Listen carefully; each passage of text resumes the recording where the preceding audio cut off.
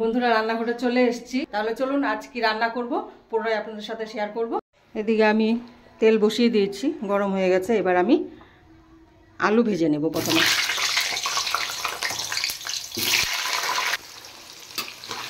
আলুগুলো ভেজে নেব। মেয়ের বান্ধবী এসছে, মেয়ের বান্ধবী আর মেয়ে দুজনে আবার চিকেনটা বেশি ভালোবাসে। আজ তার জন্য চিকেনই রান্না করছি। আলু ভেজে উঠিয়ে নিয়েছি। এবার আমি দিয়ে দিচ্ছি তেজপাতা আর গোটা জিরে, আর দিচ্ছি শুকনো লঙ্কা। এবার কুচিয়ে রাখা পেঁয়াজ দিয়ে দিচ্ছি।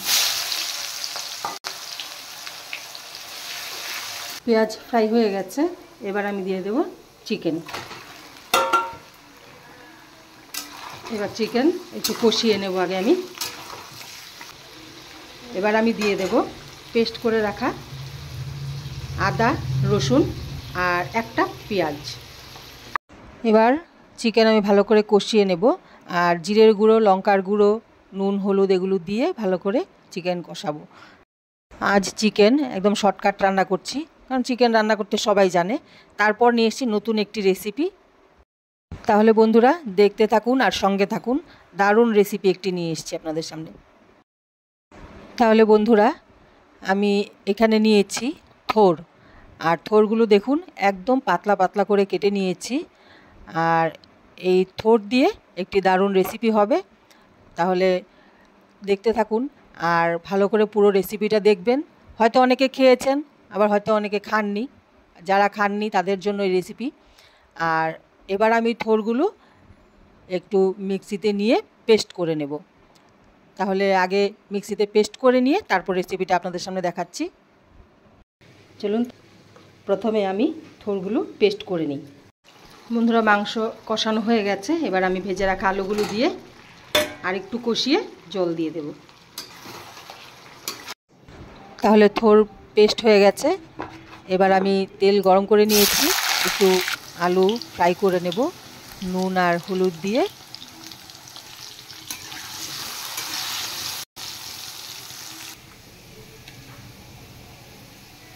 আমি এবার মিট মশলা দিয়ে দিয়েছি।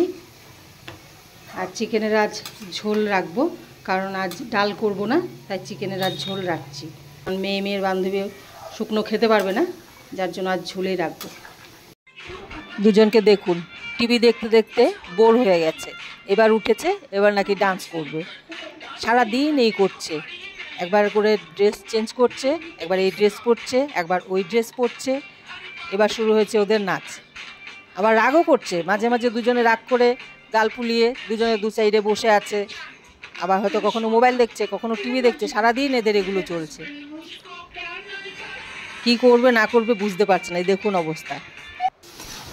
না, ওদের ডান্স দেখলে হবে না। এবার আবার চলে এসেছি রান্নাঘরে। এবার আলু ভাজা হয়ে গেছে। এবার আমি ভেজে নেব একটু বড়ি।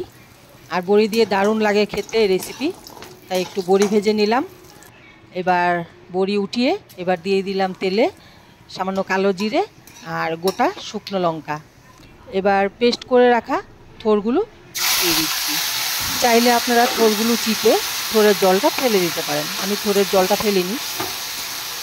আমি মোচা সিদ্ধ করলেও জলটা এমন মাপ মতো দেই যাতে জলটা ফেলতে না হয়, কারণ মোচা থোর এগুলোতে প্রচুর আয়রন। জলটা ফেলে দিলে আয়রনটাও চলে যায়, যার জন্য জলটা ফেললাম না।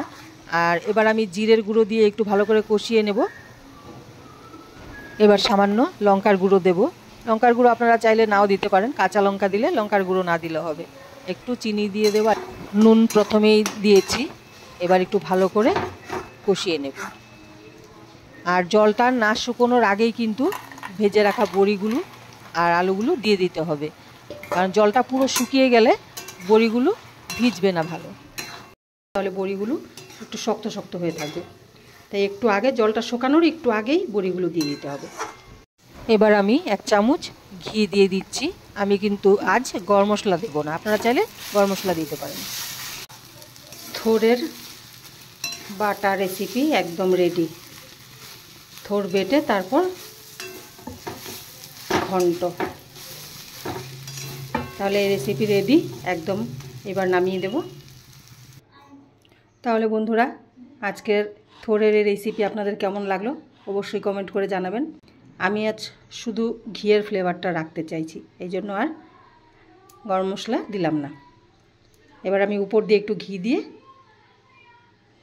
ঢেকে রেখে দেব। তাহলে বন্ধুরা, আমাদের খাওয়া দাওয়া কমপ্লিট। আর থোড়ের ঘন্টটা আজ দারুণ হয়েছিল। এবার চলে এসেছি আমরা ছাদে। মেয়ের বান্ধবী দুজনেই ঘরে বসে বসে, মেয়ের বান্ধবী তো কাঁদছে, বোর হচ্ছে সব দুজনে মিলে। এবার নিয়ে চলে এসেছি ছাদে, ওদের সাথে একটু আমিও খেলি। তাহলে আমাদের খেলা দেখুন একটু। আর আজকের ভিডিও আপনাদের কেমন লাগলো অবশ্যই কমেন্ট করে জানাবেন। আর ভালো লেগে থাকলে অবশ্যই লাইক, শেয়ার আর সাবস্ক্রাইব করবেন।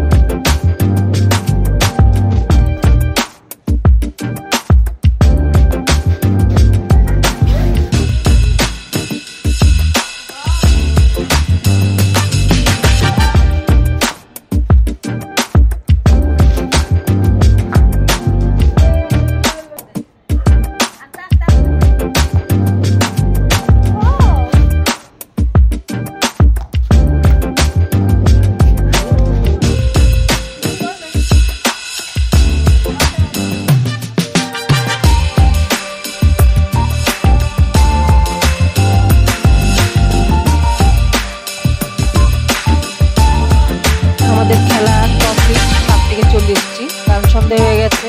দিয়ে দেখুন মেয়ের মন খারাপ হয়ে গেছে, কারণ মেয়ের বান্ধবী এবার বাড়ি চলে যাচ্ছে।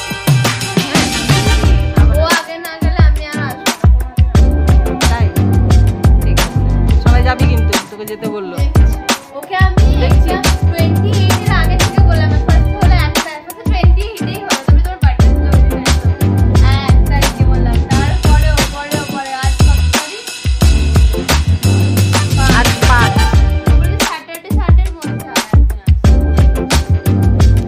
আমি বলছি দিদির পরীক্ষা শেষ হয়ে যাওয়ার পরে তারপর তুই যাবি না শোনা।